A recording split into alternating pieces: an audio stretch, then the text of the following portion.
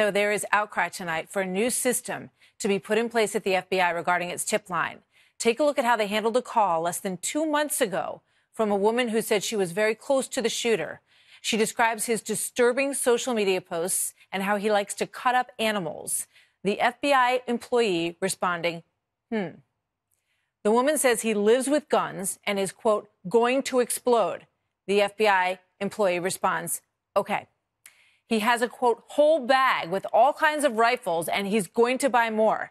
The operator responds, okay. The caller thinks about Cruz getting into a school and just shooting the place up. And she is met with, thanks. So if anybody else has questions, they can call you back. Is that correct? Terry Turchie is former Deputy Assistant Director of the FBI. Terry, welcome. It's good to have you with us tonight. What goes through your mind when you hear that transcript?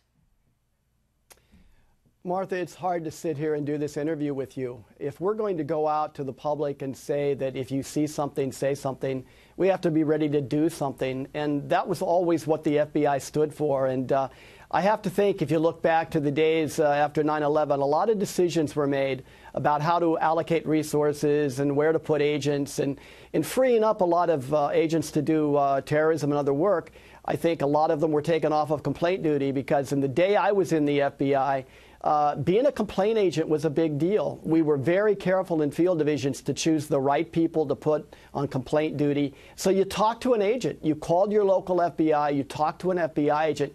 You didn't talk to a professional staff person. And the reason is simple. FBI agents start their career by going to the FBI Academy in Quantico. They learn how to take complaints. They learn how to go through what our violations are. They go out to their first field office. They have a senior mentor as an agent. They interview people who've been not only the victims of crimes, but people who've committed crimes. And as they move on in their career, they get even more experience there. So when they get ready to want to maybe express an interest in being a complaint agent, they know how to sort through this information, and they know what threats and risks are. And that's lacking today, and it's very clear from those conversations. And you caught the Unabomber based on 55,000 tips that came into those kind of calls, right? Our biggest worry, Martha, in dealing with the Unabomber tip line after we put that manifesto out, okay, it's out there.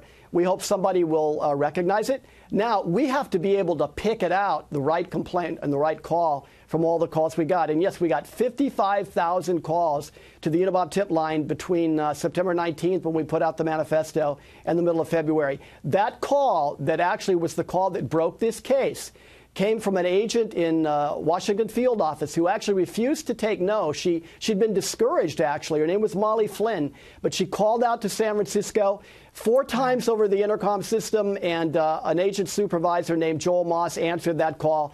And within 36 hours from that call, everything else was closed down, and we were pursuing Theodore Kaczynski. What a story. I want to put up the final full screen here from this call, because I think this is important.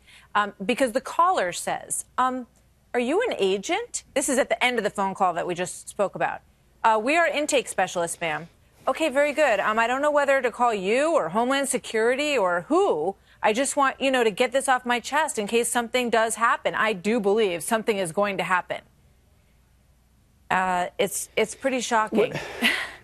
It's terrible. And, when we put out that word, call your local FBI, call some government agency, we can't just be another government agency. We have to be the FBI. And the person on the other side of that line might be saving the entire country. What if the dirty bomb call comes in? You only get one chance. You only get one shot at this, and you need to know what you're doing. And in this case, there's no way to talk around this. We made it not just a mistake, but this was a huge failure. And we've got to find out why. We've got to dive into it, and it cannot happen again.